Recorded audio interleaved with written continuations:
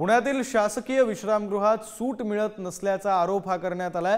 पूर्व नियोजित दौऱ्यासाठी पोहोचलेल्या अंबादास दानवेंनी कर्मचाऱ्यांना जाब विचारलाय। अनुपस्थितीत विश्रामगृहात सूट बुक करणारा मंत्री कोण असा सवाल विचारण्यात आलाय। तर अंबादास दानवेंच्या निशाण्यावर कोणता मंत्री आहे असा सवाल या निमित्तानं समोर आला। पीए किंवा मंत्री त्या विश्रामगृहात नसताना देखील एक सूट कोणालाही दिला जात नाही अशी बाब दानवे यांच्या निदर्शनास आली। प्रोटोकॉल्स माहित आहे का अधिकाऱ्यांना? म्हणजे एखाद्या वेळेस ते दिले असं इथे असले तर ना आता समजा ते नसताना दुसरं देते का तुम्ही ते? नाही सर। प्रतिनिधी चेतन सावंत सध्या आपल्यासोबत जोडले गेलेले आहेत। आपण त्यांच्याशी बातचीत करूया। चेतन, आपण बातमी पाहतोय पुण्यातील शासकीय विश्रामगृहात सूट हा कुणीही नसताना इतर कोणालाच दिला जात नाहीये, तो बुक आहे आणि म्हणून अंबादास दानवेंनी काहीसा संताप व्यक्त केलाय। काय नेमका प्रकार आहे हा सगळा? विक्रांत, विधान परिषदेचे विरोधी पक्षनेते अंबादास दानवे हे 2 दिवसापूर्वी पुणे दौऱ्यावर होते। नियोजित दौरा होता।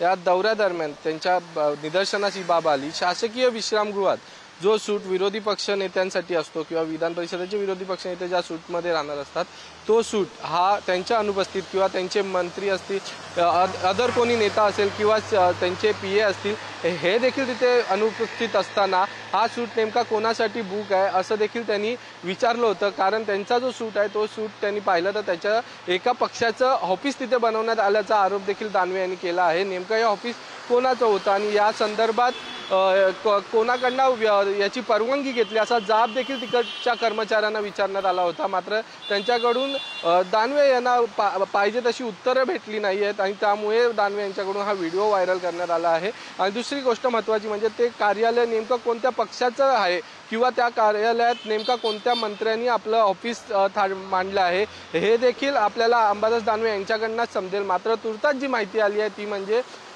जे शासकीय विश्रामगृह हे मंत्री किंवा विरोधी पक्षनेते यांच्यासाठी त्या शासकीय विश्रामगृहातील सूट असतात, हे सूट फक्त त्यांनाच दिले जातात आणि नियोजित ज्यावेळी दौरे असतात त्यावेळी या सूटची म्हणजे या सूटच्या ज्या रीतसर परवानग्या असतात त्या घेऊन ते बुक केलं जातं। मात्र अंबादास दानवे यांच्या पोचल्यानंतर देखील तो सूट त्यांच्यासाठी अवेलेबल नव्हता।